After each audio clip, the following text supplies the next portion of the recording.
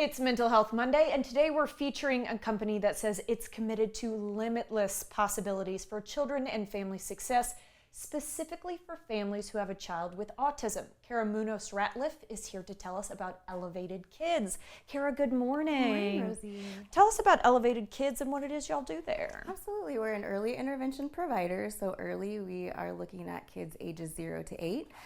We provide naturalistic and child-led and play-based care. So really, it's super fun. And when done well, you don't really even know that therapy is happening. We also emphasize parent coaching because we really want parents to understand how their child's brain works, how to teach them new skills. We also really strive to be neurodiversity affirming at Elevated Kids. So we do that by really listening to autistic voices and the autistic lived experience.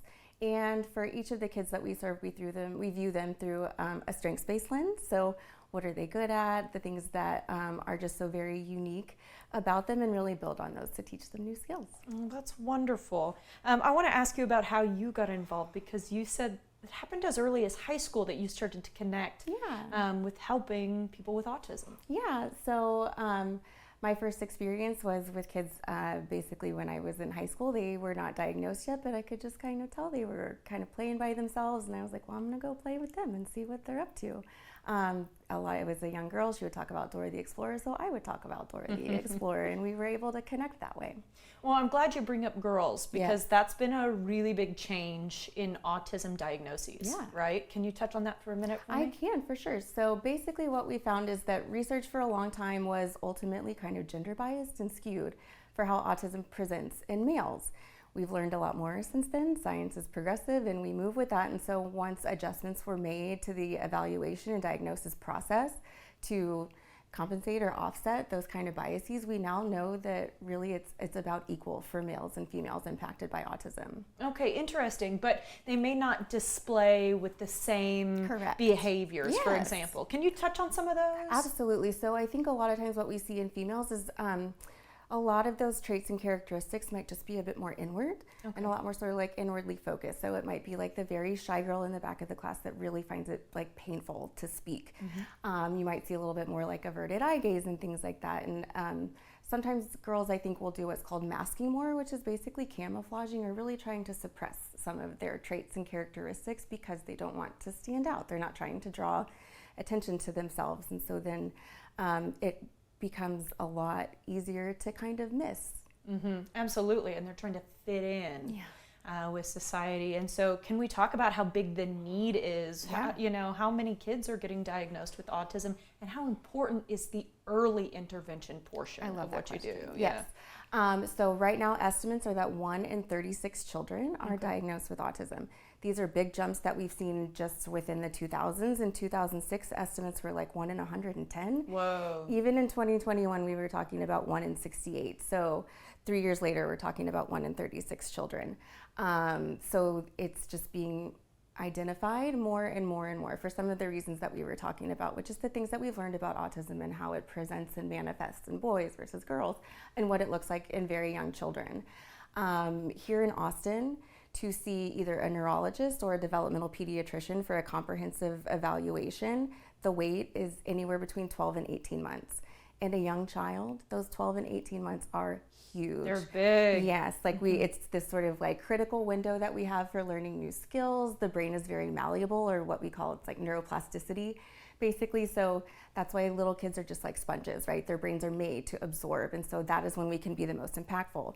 A 12 to 18 month wait means that we are losing that time. So also I'm very proud to say that at Elevated Kids, we are trying to sort of help ease some of that wait time by offering comprehensive autism evaluation. Wonderful. Okay, something else that I want to kind of bring full circle, right, is that we've talked about how this is Mental Health Monday, and people might be saying, okay, autism, this seems more like just a medical segment.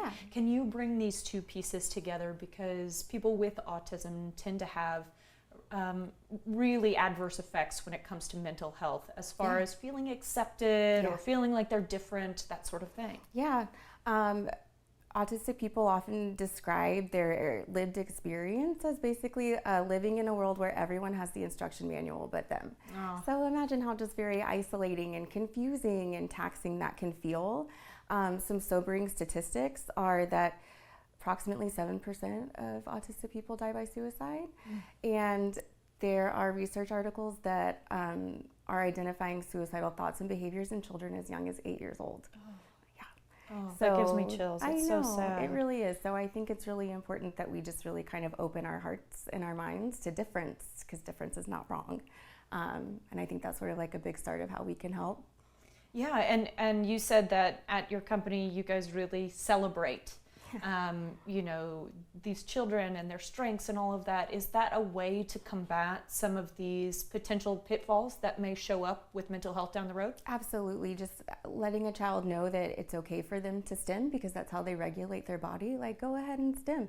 A lot of autistic people have special interests and passions, and we celebrate those, and we build treatment around those kinds of things. And other more traditional approaches might kind of try to squash those things, but we really celebrate it and want a child to always feel like they can be their most authentic self. And I kind of see myself as like their navigator, their wingman, like their co-pilot. Like, I'm here to just help you kind of navigate a world that feels really confusing to you. Gotcha. And in our last 20 seconds or so, of course, it's so important to be educating parents. Yes. So I know this is a lot of what you're doing, especially as those diagnoses rates increase. Yeah. Can you just touch on what you want parents to know if they suspect, for example, that they might have a child with autism? Absolutely. I think big steps are really trying to find where can you get your child evaluated. The diagnosis is what kind of opens the doors to services and to funding and things like that to really get your child the access to the care that they need. I think also I always encourage parents to just talk to your child, narrate, and just showing genuine interest in what your child is doing, even if it doesn't seem like what the other kids are doing. That's okay. We're all different. No two brains are the same. So. That's exactly right. Yeah. Okay, well, thank you so much for your open heart today, Kara. Oh, my absolute pleasure, Rosie. Thank you. It. Of course. Guys, if you're interested in learning more about the neurodiversity affirming approach to autism with Elevated Kids, go to elevatedkids.com.